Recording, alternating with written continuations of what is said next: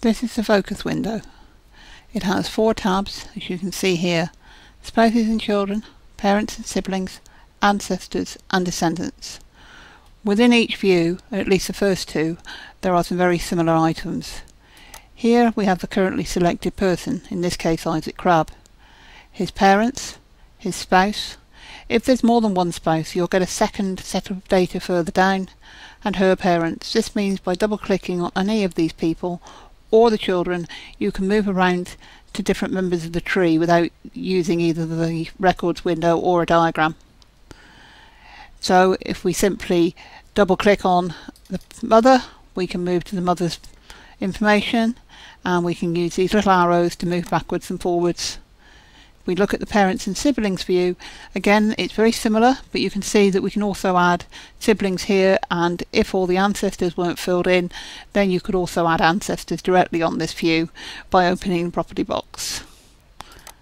The ancestor view again is a very short summary view.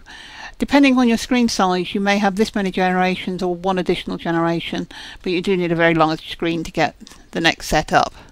And the descendant view, which is very similar to a descendant outline report, and as you can see, you can jump around the tree by simply clicking on the little mirrors here.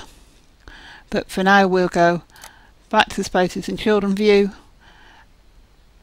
and we can from there open the property dialog, and you can see this is the property dialog, and we can move that one around, but that's going to be covered in more detail in a minute. Now, one thing many people have problems with, especially when they're new to Family Historian, is they go File, Print, and expect to be able to print this view. Family Historian doesn't do that, but it does require you to do just a little bit of work to show that information. So what we need to do, this view here is very similar, although not identical, to a family group sheet. So what we can do is ensure that we've got him selected, and he's dark blue, which means he's the active person.